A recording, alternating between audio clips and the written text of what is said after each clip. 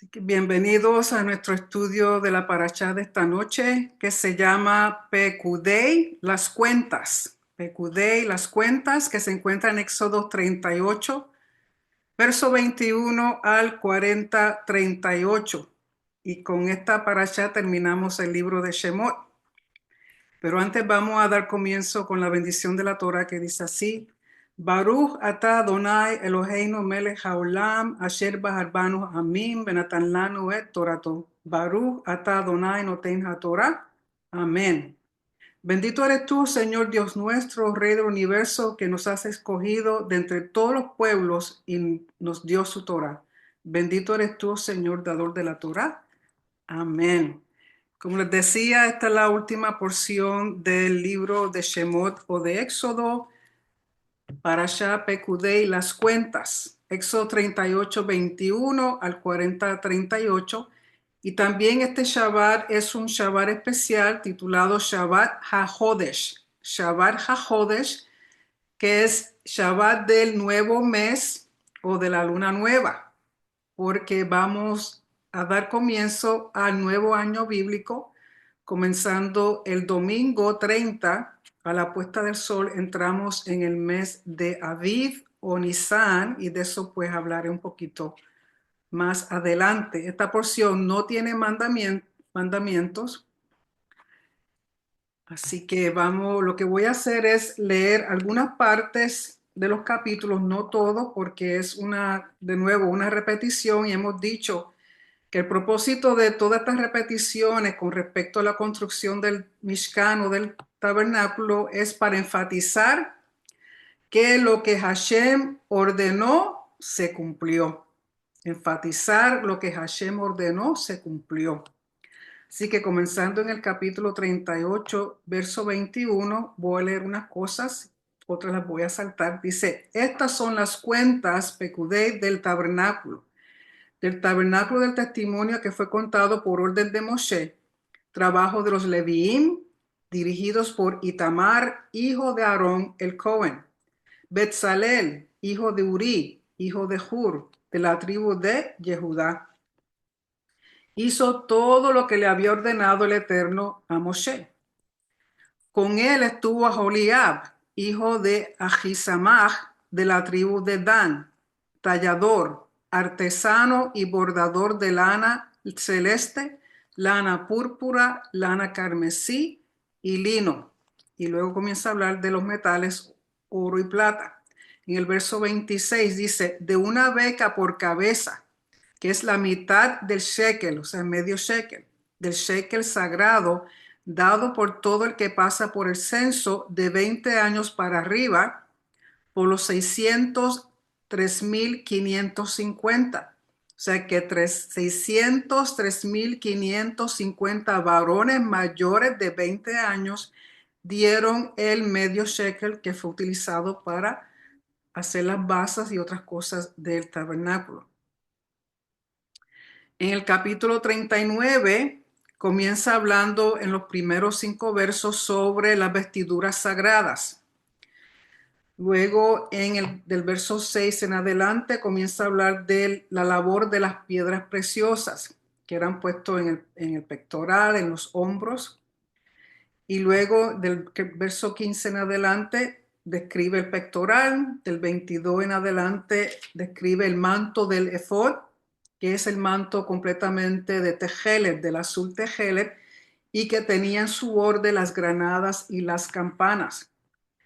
Luego en el verso 27 en adelante comienza a hablar de la túnica de lino, de la diadema que usaba el sumo sacerdote, que decía sagrado para el eterno, Hakodesh le Elohim, le Adonai, perdón. Y luego en el verso 32 dice: se acabó todo el trabajo del tabernáculo, tienda de reunión, e hicieron los hijos de Israel tal como todo lo que había ordenado el Eterno a Moshe, así hicieron. Trajeron el tabernáculo a Moshe y todas las cosas pieza por pieza, parte por parte. Verso 43 dice: vio Moshe a toda la labor, y aquí que la habían hecho, tal como ordenó el Eterno, así hicieron. Entonces los bendijo Moshe. sea, la importancia de entender que ellos hicieron exactamente como Hashem había ordenado. Recuerden que el Mishkan está basado en el Tavnit, en el plano, en el diseño que Hashem le mostró a Moshe en el monte. Y recuerden que en el monte Moshe tuvo la gran bendición de pasar de esta esfera que nosotros conocemos a la esfera de la eternidad, donde él pudo ver el tabernáculo o el Mishkan o el templo que está en el cielo que contiene el trono de Hashem. Y luego viene, lo describe a las personas que lo van a hacer y luego según lo hacen, lo siguen describiendo hasta que llega el momento en que se pone en pie completamente. Sí quiero leer el capítulo 40. Dice, verso 1, habló el Eterno a Moshe diciendo, en el día del mes primero, en el primero del mes, erigirás el tabernáculo, la tienda de reunión. O sea que ya es el mes de Aviv, que es el mes primero, conforme está escrito en Éxodo 12, que va a dar comienzo al año bíblico, que no es casualidad que este domingo, Dios mediante, será el año nuevo bíblico. Empezamos con el mes de Aviv. Y dice que en el día primero del mes primero erigirás el tabernáculo, la tienda de reunión. Colocarás allí el arca de testimonio y cubrirás delante del arca con el velo. Introducirás la mesa y dispondrás su orden. Introducirás el candelabro y encenderás sus candelas. Colocarás el altar de oro para el sahumerio. Delante del arca de testimonio colocarás el velo de la entrada al tabernáculo. Colocarás el altar del holocausto delante de la entrada del tabernáculo, tienda de reunión. Colocarás la fuente entre la tienda de reunión y el altar y pondrás allí agua. Colocarás el patio alrededor y pondrás el velo del portón del patio. Tomarás el aceite de unción y ungirás el tabernáculo y a todo lo que hay en él. Consagrarás a él y a todos sus implementos, entonces será sagrado. Ungirás el altar del holocausto y a todos sus implementos. Consagrarás el altar y será el altar sagrado de sagrados. Ungirás la fuente y su base y lo consagrarás. O sea que todo tenía que ser consagrado con aceite, aceite especial que había ordenado Hashem, con unas instrucciones específicas de cómo prepararlo. Y solamente podía ser usado para ungir todo lo que se está construyendo conforme al mandato y orden de Hashem. Y el verso 12 dice, acercarás a Aarón y a sus hijos a la entrada de la tienda de reunión y los lavarás con agua. Vestirás a Aarón las vestiduras sagradas, lo ungirás y lo consagrarás y ministrará para mí. A sus hijos acercarás y los harás vestir túnicas.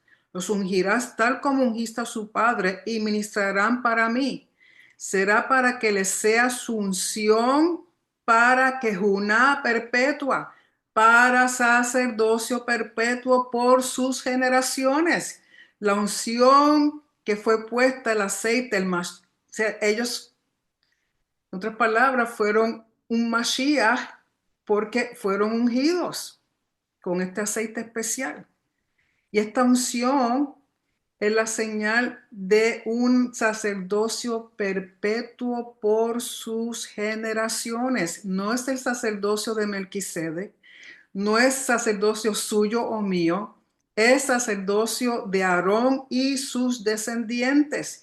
De tal manera que Hashem, conociendo todas las cosas, sabía que iban a querer usurpar este rol, esta función, este propósito tan específico que él le dio a Aarón y a sus descendientes, que Hashem puso una marca genética en el gen Y del varón.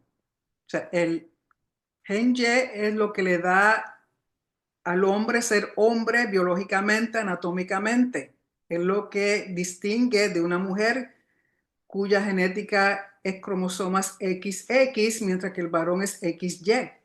Y en ese cromosoma Y, que es pequeñito, puso una marca genética que solamente lo tienen los descendientes de Aarón. Y hoy día ese gen ha sido descubierto y es el que se está usando, ese marcador, para saber quiénes son descendientes de Aarón, que son Cohen, son sacerdotes y que pueden entonces ejercer en el templo que Dios mediante que sea pronto se va a construir.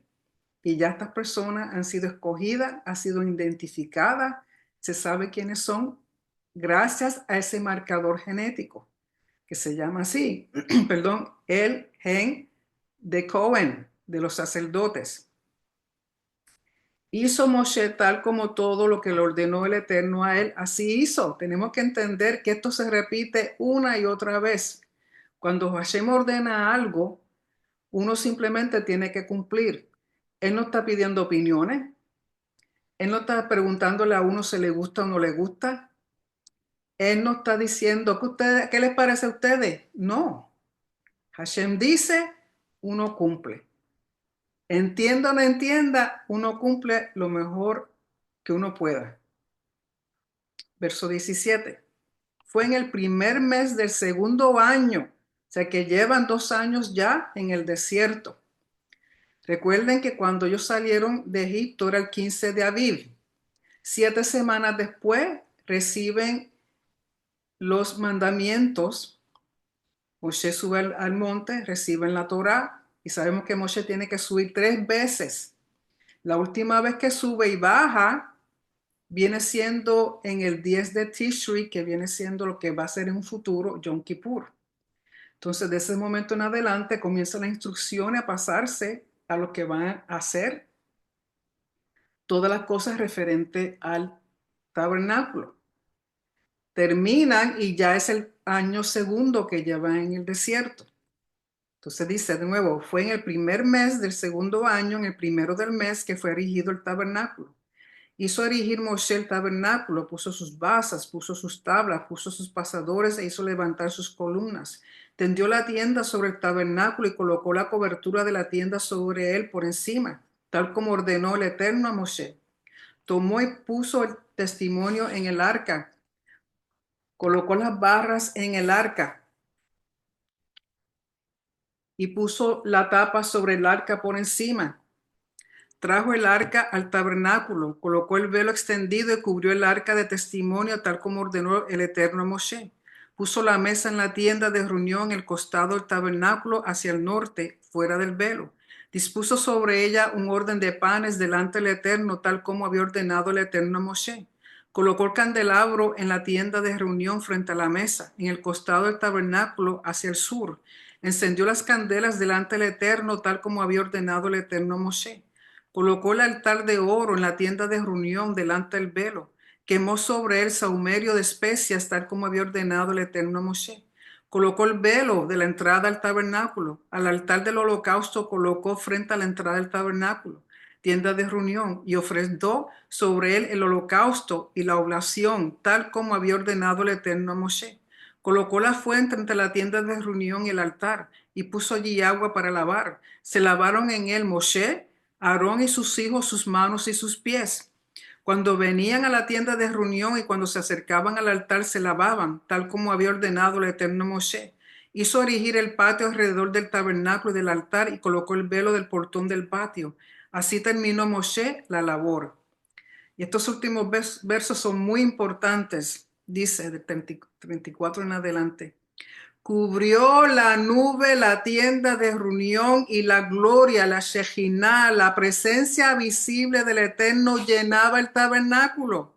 No pudo Moshe entrar a la tienda de reunión porque se posó sobre ella la nube y la gloria del Eterno llenaba el tabernáculo. Cuando subía la nube de sobre el tabernáculo, entonces partían los hijos de Israel en todos sus viajes. Pero si no subía la nube, entonces no partían hasta el día que subiere, porque la nube del Eterno estaba sobre el tabernáculo de día, mientras que fuego había en la noche sobre él, a los ojos de toda la casa de Israel en todos sus viajes. O sea que por 40 años estuvieron ellos viendo la presencia visible de Hashem sobre el tabernáculo. De noche un fuego, de día una nube, y estuvo ahí con ellos hasta el día que entran a la tierra prometida. ¿Y cuál es la importancia de eso? Que al posarse la nube, la gloria de Hashem es una señal de aceptación del trabajo que habían hecho, de todo lo que habían culminado. ¿Por qué? Porque habían hecho conforme Hashem había ordenado. De igual manera, eso para nosotros nos debe indicar que cuando nosotros obedecemos tal y como Hashem ha ordenado, Él viene a morar en nuestras vidas. Él viene a posarse sobre nosotros. Él viene a dirigirnos.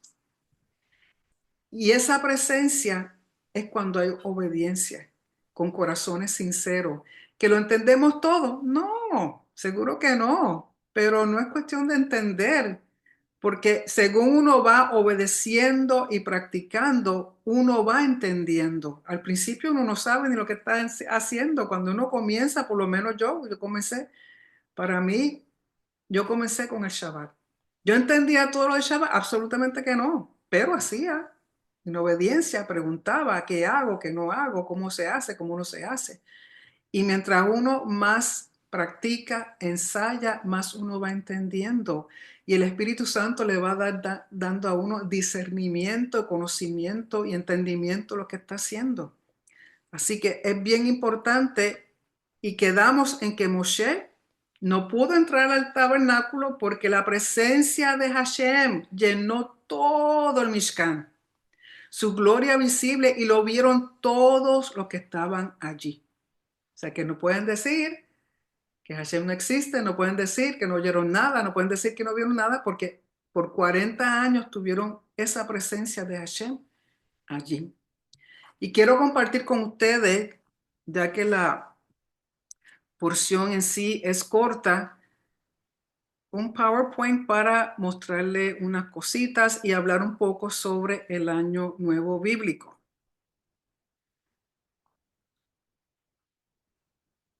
Así que de nuevo tenemos que la porción es Pekudei, y recuerden que es la última porción del libro de Shemot, y que habíamos dicho que este Shabbat es Shabbat Rosh Hodesh, o el comienzo del mes de Aviv o Nisan.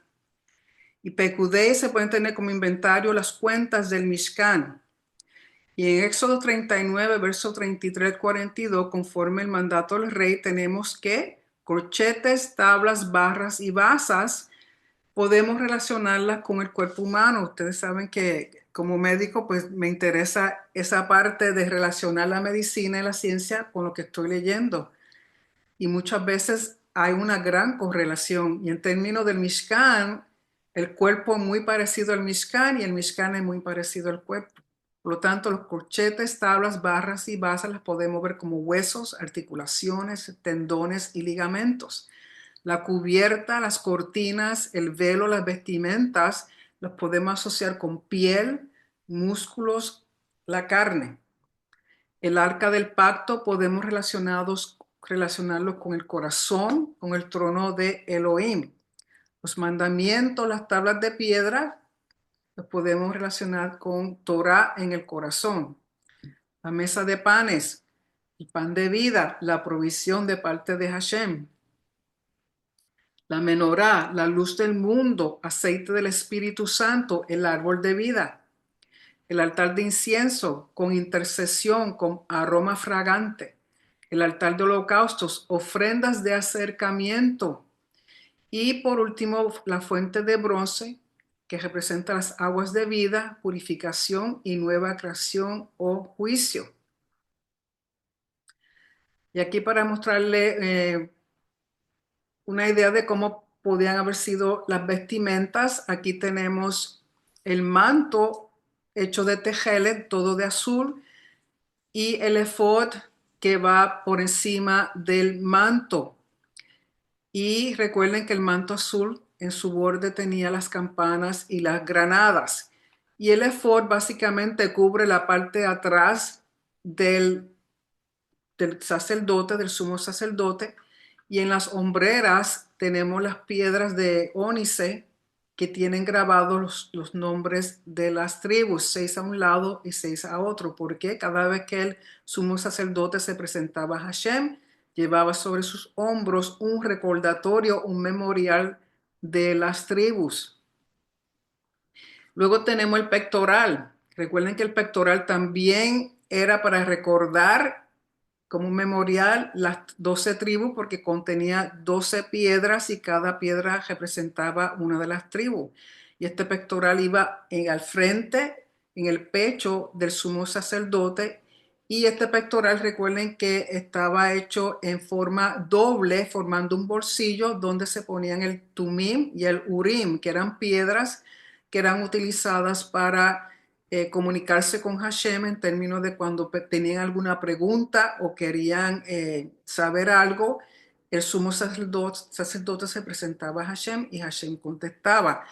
¿Cómo funcionaba esto exactamente? Recuerden que realmente no se sabe, se tiene ideas, se especula de cómo pudo haber sido, pero esperamos que cuando esté el tercer templo, pues Hashem nos dé mejor entendimiento al respecto.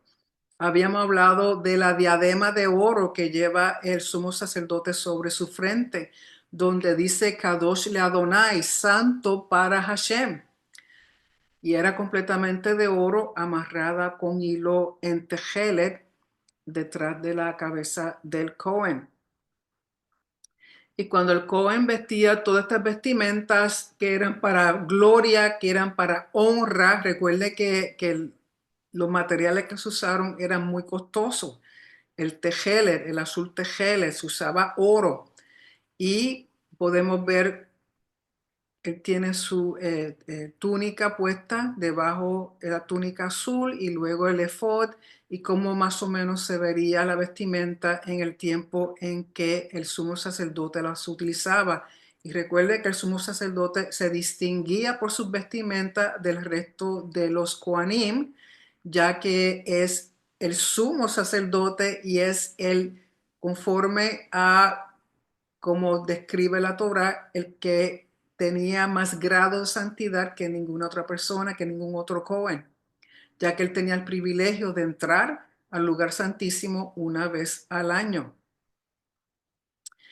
Y aquí tenemos unas ilustraciones de la menora. Recuerden que Rashi dice que, Rashi o Rambam, me parece que es Rambam. Rambam dice que la menora en sus brazos eran derechos, completos, no curvos, como usualmente lo vemos y lo pintan en otros sitios. Y la menora iba al lado sur del tabernáculo, mientras que los panes, que eran 12 panes, representan las tribus, representan la provisión de Hashem, también se le llama panes de la faz o del rostro o panim, Lejem Panim, que es la presencia de Hashem proveyéndole, y estos panes quedaban al lado norte del tabernáculo. Luego está el altar de incienso, que era colocado justamente en el centro del tabernáculo. Cuando digo el tabernáculo, estos tres muebles estaban en lo que se llama el lugar santo, donde ministraban los sacerdotes. Y luego tenemos el arca del pacto, completamente de oro por fuera, y el caporet, que es lo que viene siendo la tapa con los querubines. Recuerden que los querubines están guardando el trono porque el arca representa el trono de Hashem aquí en la tierra. Y una cosa interesante es que, aunque aquí no se ve porque los ángeles, los querubines, se están cubriendo su cara con las alas, pero en la forma en que fueron hechos, ellos miran hacia el centro del caporet o de la tapa, y ese punto donde convergen las miradas de los querubines se le llama diver. Diver o divir, ahora me acuerdo, porque viene de la palabra devar o devarim, porque de ahí directamente Hashem hablaba. Por lo tanto, ellos están mirando en el punto central, que significa que era el lugar de donde Hashem hablaba. En otras palabras, recuerden que que no había una figura como tal de Hashem ahí, no había una imagen, no había nada que lo representara, sino que el arca, y de ahí salía Hashem su voz y se comunicaba. Y sabemos que era la forma en que Hashem se comunicaba con el pueblo de Israel, y aquí se ve un jarra que representa el maná que tenía que ser guardado como ejemplo para las generaciones futuras. Tenemos aquí el kibor o el lavacro, que era necesario tenerlo para que los kohanim se lavaran sus pies y sus manos antes de entrar a servir. Y el altar, que era de bronce, que tenía una rampa que quedaba en la parte del atrio al frente del lugar santo.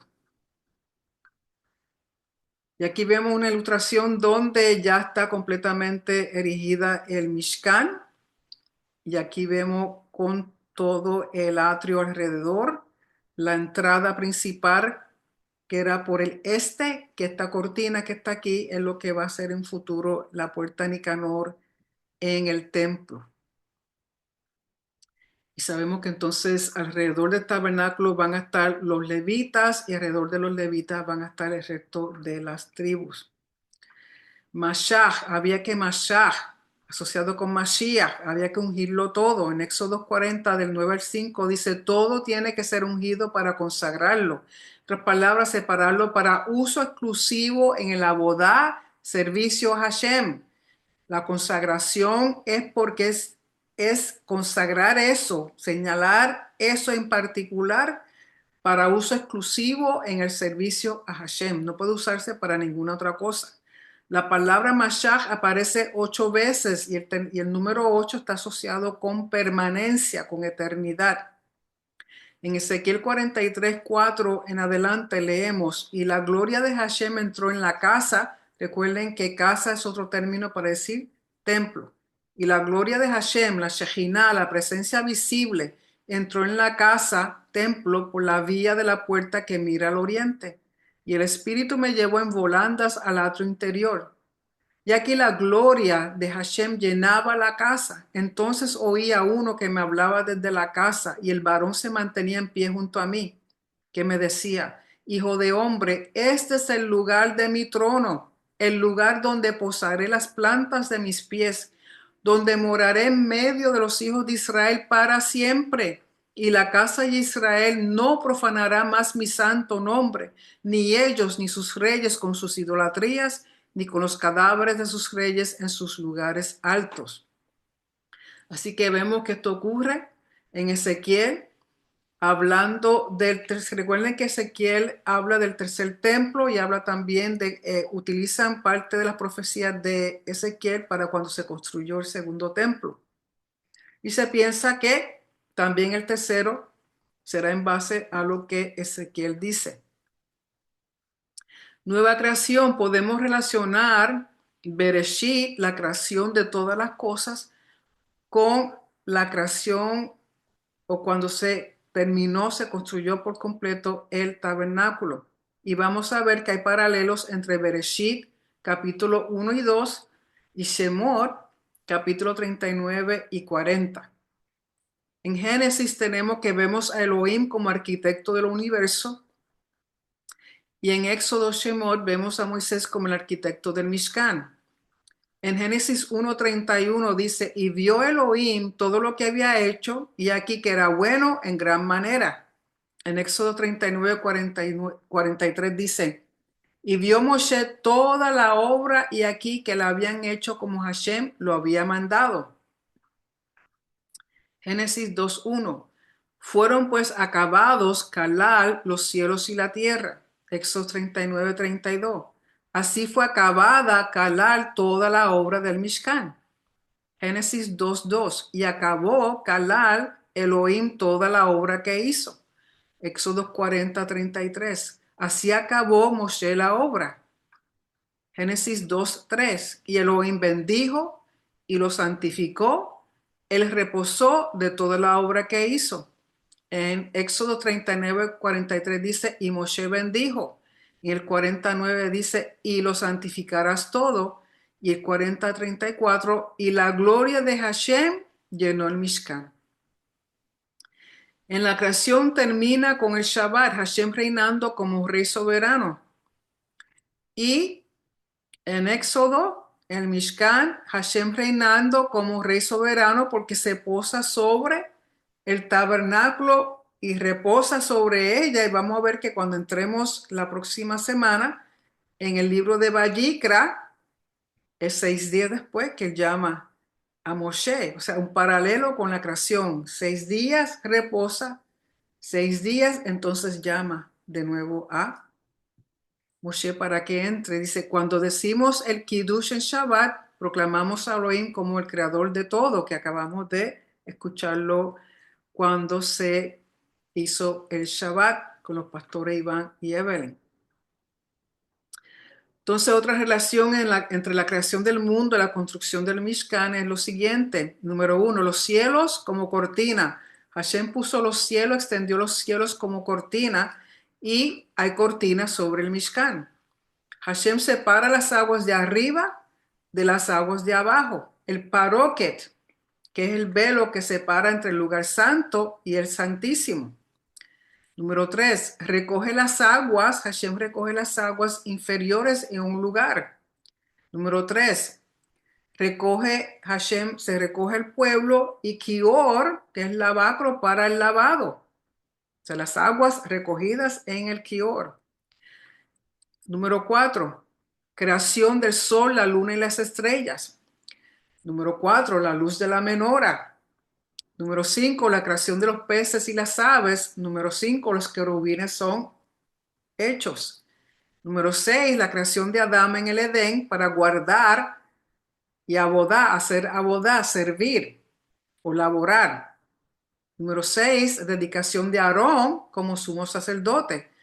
O sea, que vemos que tenemos que entender que el Mishkan viene siendo un paralelo con el Edén. Y así como Hashem puso a Adán para servir, para guardar, puso al sacerdocio, empezando como a la cabecera, con el sumo sacerdote. ¿Para qué? Para guardar y servir la casa de Hashem. Y número 7, Shabbat, en la creación, descanso divino, soberanía sobre lo creado en su espacio sagrado. Hashem se sienta a reinar, a ser el soberano sobre todo lo creado en su espacio sagrado, que en aquel entonces, antes de la caída de Adán y Eva, toda la tierra era un espacio sagrado. Número 7, con el Mishkan.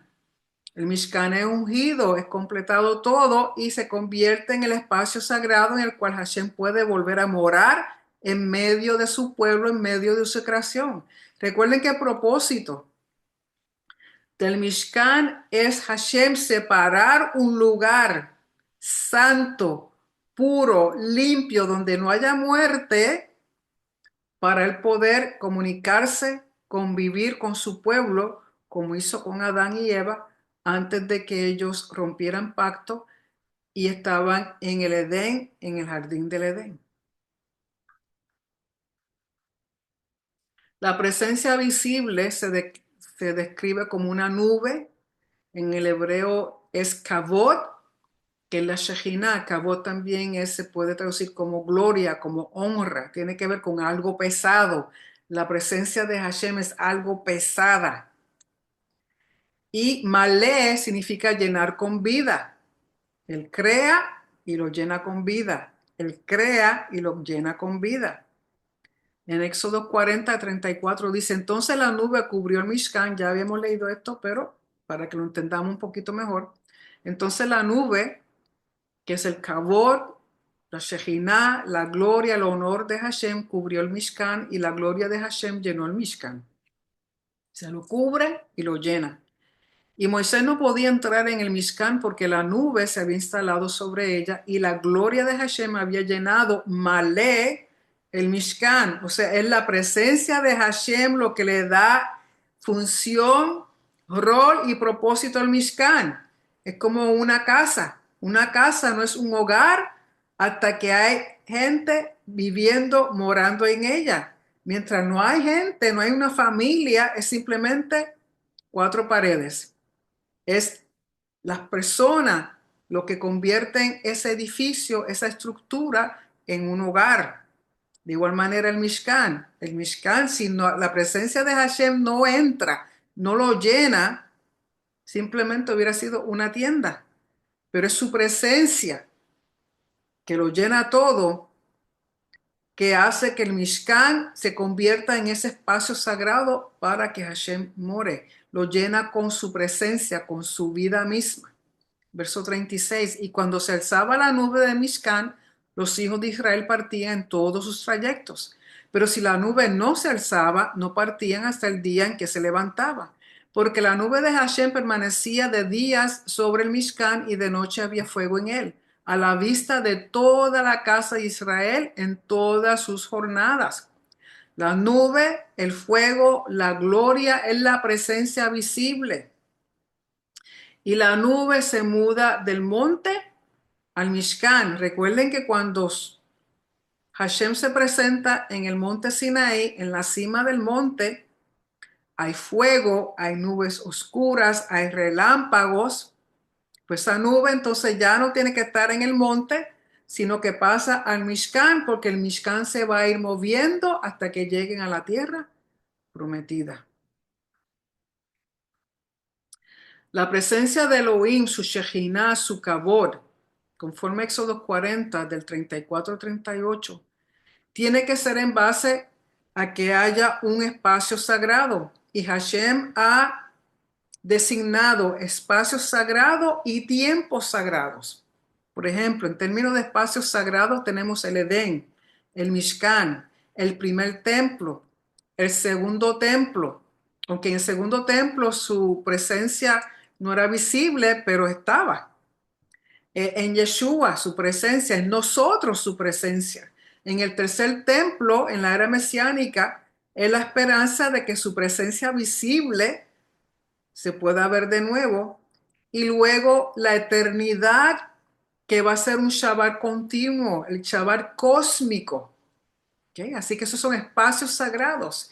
En términos de tiempo sagrado, ¿qué tenemos? El Shabbat, Pesaj, que ya mismo celebramos Pesaj, panes sin levadura, Hamatzot, primeros frutos, Bikurim, las 7 semanas, Shavuot, el día del Shofar o Yom Teruah, el día de expiación, Yom HaKippurim, y tabernáculos o Sukkot. Esos son sus tiempos sagrados.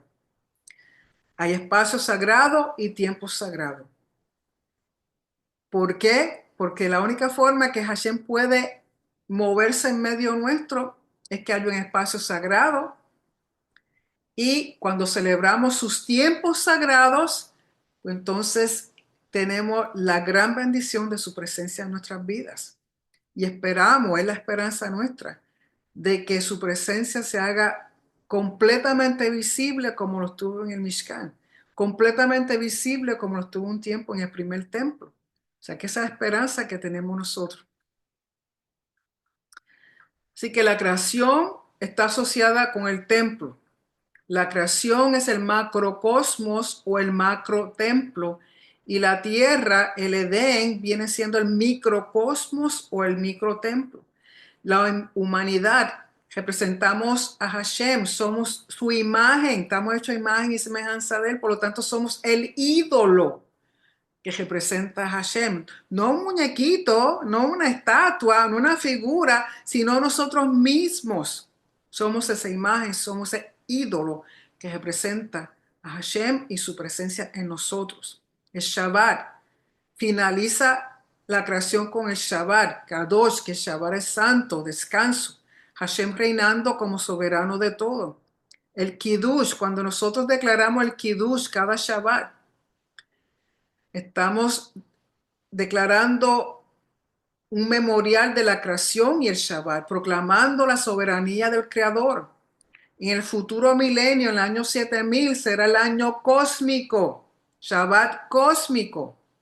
El año 7000, Shabbat cósmico, que va a ser Shabbat todo ese tiempo, que va a haber shalom, que va a haber prosperidad, que va a haber bendición, que va a haber, es una muestra de la eternidad, es una muestra de lo que tenía Adán y Eva.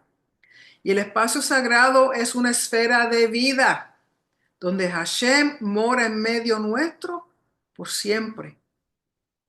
Por eso es tan importante cuando nosotros celebramos Shabbat en nuestros hogares, cuando nosotros celebramos Shabbat como comunidad, cuando nosotros celebramos las festividades. Nosotros estamos haciendo una declaración, convirtiendo el lugar donde estamos en un espacio sagrado, en el tiempo sagrado conforme a Hashem, y su presencia tiene que manifestarse. Su presencia en nosotros tiene que verse. Su presencia tiene que sentirse. Por eso la importancia de congregarnos. Por eso la importancia de que las familias se unan en Shabbat. Por la gran bendición, la conexión que nosotros hacemos con el primer Shabbat que fue creado hace 800,000 años atrás. Y la conexión con ese Shabbat futuro, el Shabbat cósmico. O sea, nosotros estamos haciendo ese enlace entre estas cosas. Entonces, cuando nosotros en obediencia cumplimos lo que Él nos pide, Él tiene que aparecerse, su bendición se tiene que sentir. Si usted no siente nada en Shabbat, si usted no siente nada en las festividades, pues una de dos cosas. O usted no entiende y no le importa, o está muertito, porque de otra forma no hay forma de explicarlo.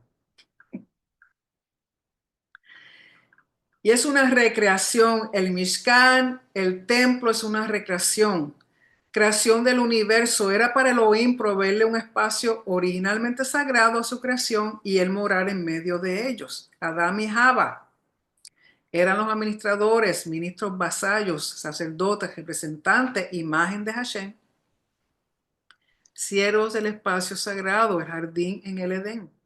Exilio tanto de Adán y Java como de Elohim a causa del pecado. ¿Por qué? Porque el pecado conlleva a muerte. Hashem no puede estar donde hay muerte. Recreación. Las instrucciones para la creación del Mishkan provee de nuevo un espacio sagrado para Israel y para Elohim morar en medio de ellos. El Mishkan viene siendo el portal entre la morada celestial y terrenal, el cielo en la tierra. Instrucciones repetidas 3 veces, terminando el 1 de Aviv. El Mishkan o tabernáculo y el Beit HaMikdash, el templo. En Ezequiel 43, versos 10 al 12, que yo les recomiendo que lo lean, que te lean y lo conozcan bien, porque es el mandamiento a toda generación de construir el templo. Porque el deseo de Hashem es tener ese espacio específico, esa casita de vacaciones, para él morar en medio nuestro de una forma visible. Son instrucciones a toda generación, a cada generación. Y con respecto al 1 de Aviv, es el nuevo año bíblico y un nuevo mes, que es el mes de Aviv o de Nisan. Aviv es como está presentado en la Torá, y luego cuando el pueblo va a Babilonia, regresa, entonces viene como el nombre de Nisan. Entonces va a ser el 30 de marzo, que este domingo a la puesta del sol comenzamos el mes de Aviv o el año nuevo bíblico. Por esto este Shabbat es Shabbat Rosh Chodesh, porque es el Shabbat antes del comienzo del año nuevo bíblico, que está también asociado con la agricultura de Israel. En la Mishnah Rosh Hashanah, capítulo 1, verso 1, tratado 1, dice, son 4 los comienzos del año. O sea que hay 4 años nuevos en la Torá. El 1 de Nisan o Aviv es el comienzo del año para los reyes y para las fiestas. Cuando un rey se sentaba a reinar, por ejemplo, cuando se sentó a reinar Saúl, David y luego Salomón, desde el 1 de Aviv era que se comenzaba a contarle sus años de servicio como rey. Y también es el año para el comienzo del conteo de las festividades. Pesaj comienza en Aviv.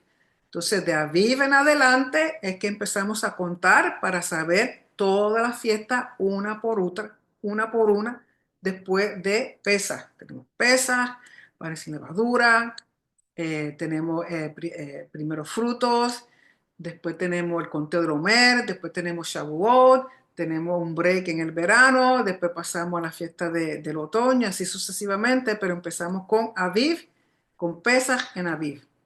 Por eso es el año bíblico nuevo. Dice, el primero de Nisan o Aviv es el comienzo del año para los reyes y para las fiestas. El primero de Elul es el comienzo del año para el diezmo del ganado. Elul, recuerden, cuando comienza también la época de Teshuvah, preparándonos para Yom Kippur. El rabino Eliezer y el rabino Simeón opinan, en cambio, que es el primero de Tishri. El primero de Tishri es el comienzo del año en relación al cómputo de los años. Por ejemplo, como decir el año nuevo del calendario gregoriano, primero de enero. Que el primero de enero, próximo primero de enero sería el 2026. Entonces, en términos de el conteo de los años bíblicos o años del calendario hebreo, actualmente estamos en el 5785, así que cuando sea el primero de Tishri, que será septiembre o octubre, pasamos al 5786. Así que el primero de Tishri es el comienzo del año en relación al cómputo de los años, el año civil, a los años de la remisión, a los años del jubileo, a la plantación de árboles y a los vegetales. O sea que cuando uno empieza a contar los años de remisión, de Shemitah, de Yovel, va a ser basado en el primero de Tishri, va a ser basado en el mes de Tishri y no el mes de Aviv. El primero de Shevat es el primero del año en relación a los árboles, según la opinión de la escuela de Shammai. La escuela de Hillel, sin embargo, opina que es el 15 del mes de Shevat. Y esto tiene que ver para saber cuántos años tiene un árbol, porque ustedes saben que el fruto del árbol no se puede comer hasta el año quinto. Si usted no sabe el tiempo que tiene ese arbolito, que debe empezar a contar los años de ese árbol en base al mes de Shevat. Si tiene un año, si tiene dos, si tiene tres, si tiene cuatro, si tiene cinco. Sabemos que para cada año específico de la vida de ese árbol hay ciertas cosas que hay que hacer. ¿Ok? El fruto no lo puede comer el dueño hasta el quinto año. O sea, todos estos son años nuevos relacionados con la agricultura y relacionados con el calendario religioso y calendario civil de Israel. Si quieren más información, vaya a la Mishnah Rosh Hashanah, capítulo 1. ¿Y por qué decimos que Aviv o Nisan es el primer mes del año bíblico? Dice, habló Hashem a Moisés y Aarón en la tierra de Egipto diciendo, este mes os será principio, cabeza de los meses para vosotros, será este el primero en los meses del año. Éxodo 12, del 1 al 2. ¿Y cómo sabemos que Aviv? Porque en Deuteronomio 16:1 nos dice exactamente el mes que es. Guardarás el mes de Aviv y harás Pascua a Hashem tu Elohim, porque en el mes de Aviv te sacó Hashem tu Elohim de Egipto de noche. Aquí te dice que es el principio de los años y luego en Deuteronomio te especifica que es comenzando con el mes de Aviv. Interesante que mitzvot y matzot son palabras muy parecidas. En el hebreo se escriben de igual manera. Tienen las mismas consonantes. Mitzvot y matzot, esto aquí se puede leer igual como mitzvot o matzot. Tiene una mem, una sadi, una vav y una tav, que significa mandamientos y panes sin levadura. Y eso lo podemos ver en Jeremías 15:16, Ezequiel capítulo 3, verso 1 al 4 y en Juan capítulo 6, versos 53-58. ¿Qué asociación? Obedecer primeramente, o sea, tenemos mitzvot y luego matzot. Obedecer primeramente, aun si uno no entiende el mandamiento, es fundamental para nuestra fe. Necesitamos tanto alimento espiritual como físico. Y el matzot es un pan sin levadura que es simple y puro. Yeshua mismo dijo, escrito está, no solo de pan vivirá el hombre, sino de toda palabra que sale de la boca de Elohim. Ahí tenemos matzah y ahí tenemos mitzvot o mitzvah. O sea, en Mateo 4:4 y Deuteronomio 8:3 es un balance: alimento espiritual, alimento físico. Los mandamientos, la matzah, pan sin levadura. Pesaj. Pesaj ocurre entre el 14 y el 15 de Aviv o de Nisan. En nuestro calendario gregoriano, Pesaj será el 12 de abril del 2025, o sea, el 12 de abril a la puesta del sol. Se supone que nos estemos sentando para celebrar el Seder de Pesaj. Durante el día es el día 14, que es el día, durante el día era que se ofrendaba el cordero de Pesaj. Después que era ofrendado, que era horneado, que era llevado a las casas, cuando se sentaban ya había bajado el sol y ya no es 14 de Nisan, ya es el 15 de Nisan. ¿Okay?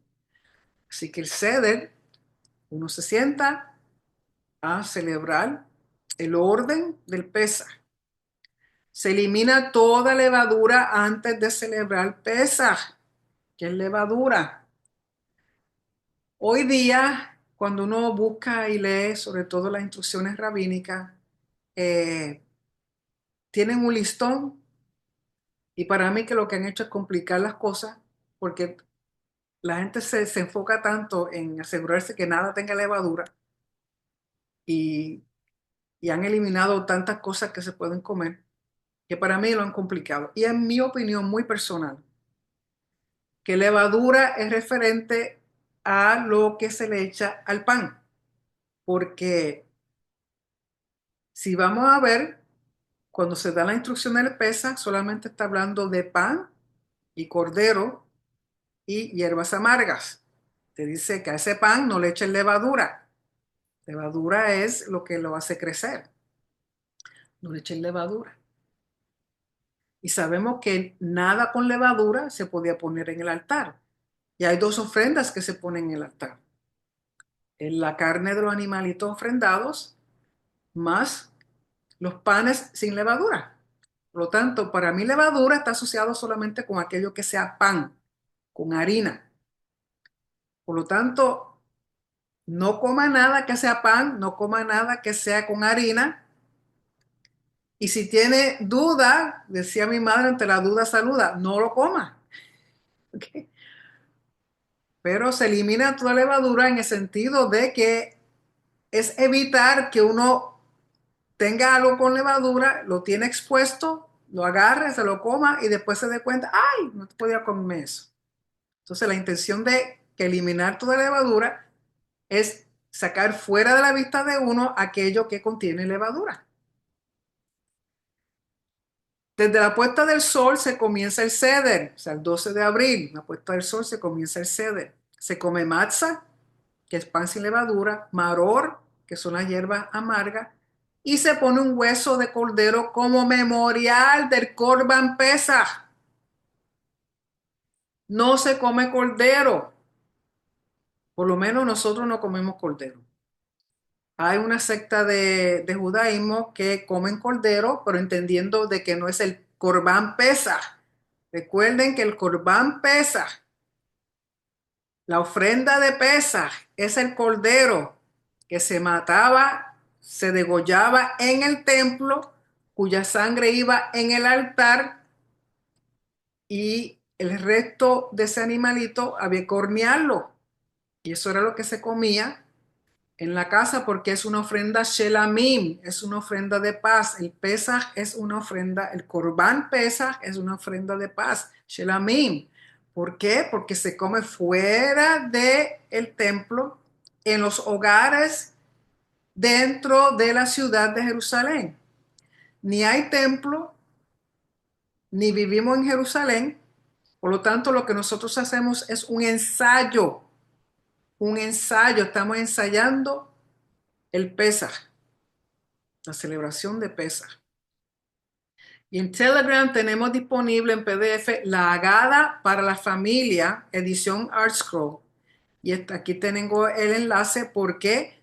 porque este es el Agadá o Agada que nosotros seguimos. Es el orden del Seder que tiene 15 pasos. Y lo único que uno tiene que hacer es leer y seguir, leer y seguir. Eso es todo. Y tenemos disponible, o sea, cuando nosotros hacemos el Seder, pues tenemos una Agada para cada persona en las mesas para ir siguiendo las instrucciones que están ahí. Eso es todo. ¿Ok?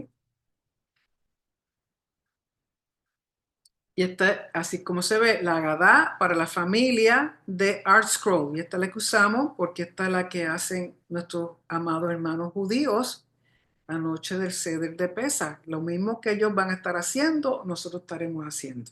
¿Ok? A diferencia de 7 horas, pero estaremos al unísono, que es lo importante, que es la importancia de obedecer conforme ordenó Hashem. Lógico, en Éxodo solamente habla de la matzah, del cordero, del maror, y según ha pasado el tiempo, pues conforme a la cultura y la costumbre, le han añadido unas cosas, pero queda dentro de un orden, de un protocolo que se ha seguido por años y años y años, y requete años, y es lo que hacemos todo en unidad. Así que con esto terminamos el libro de Shemot y recordemos que siempre que se termina un libro de la Torah decimos Hazak, Hazak, venir Hazek. Sé fuerte y seamos fortalecidos. ¿Para qué? Para continuar estudiando la palabra de nuestro Rey, de nuestro soberano. Recuerden que todos nuestros estudios se encuentran en YouTube, en el canal Dr. Nereida Romero, también en Facebook subimos el estudio, en el grupo de Telegram bajo YNT Talmidim, también se pone el video luego más adelante. Y en Spotify tenemos el podcast Doctora Nereida Romero, que es solamente el audio si usted quiere escuchar mientras está en su trabajo o va camino a su trabajo o no me quieren ver, pues entonces simplemente lo pueden escuchar. ¿Ok? Así que con eso terminamos esta porción y terminamos la información de PQD. Y como siempre, pues les doy las gracias por escuchar y por estar aquí presente.